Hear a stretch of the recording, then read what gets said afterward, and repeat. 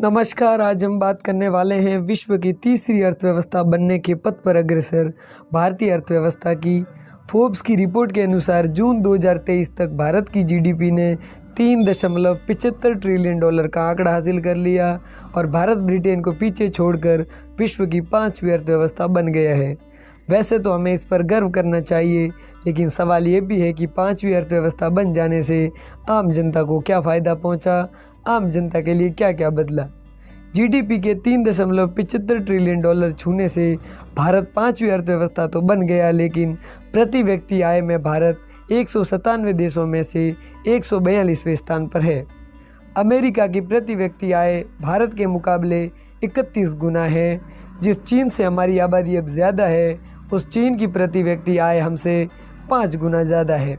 Oxfam international की report के मुताबिक देश की 10% आबादी का राष्ट्र की 77% संपत्ति पर कब्जा है। भारत में अभी भी 230 मिलियन से अधिक लोग गरीब हैं, जो भारत की आबादी का लगभग 18.7% है।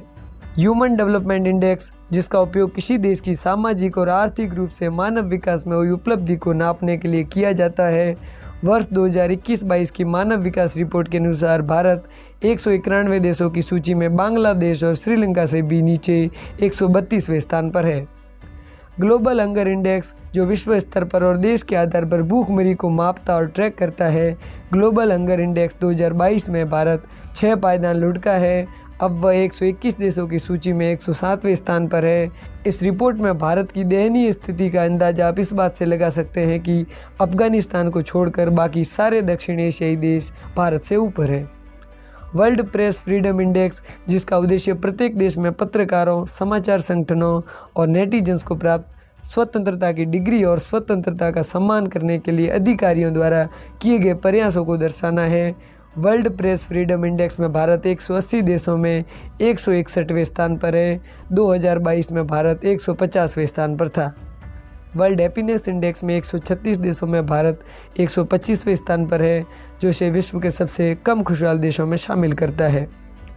भारत को तीसरी अर्थव्यवस्था बनाने का डंका पीटने वाले डंकापति प्रति व्यक्ति आय की बात नहीं करेंगे, भूखमरी से मरने वाले लोगों की बात नहीं करेंगे, डंकापति दिन ब दिन कम होती जा रही प्रेस की स्वतंत्रता की बात नहीं करेंगे, क्योंकि डंकापति जानते हैं कि भारत ने पिछले 75-76 साल में जो पुरुषार्थ किया है, उसकी बदौलत भारतीय अर्थव्यवस्था कई देशों को पीछे छोड़ने वाली है।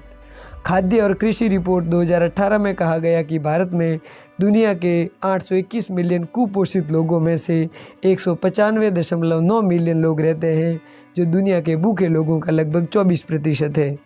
राष्ट्रीय स्वास्थ्य सर्वेक्षण द्वारा 2017 में बताया गया था कि देश में लगभग 19 करोड़ लोग हर रात खाली पेट सोने को मजबूर हैं।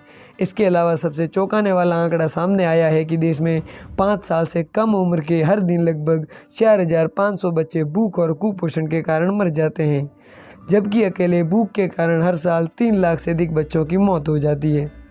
सबका साथ सबका विकास नारा भी जुमला बन के रह गया है। सवाल अब यह है कि क्या तीसरी अर्थव्यवस्था बनने के बाद भूखमरी कम होगी?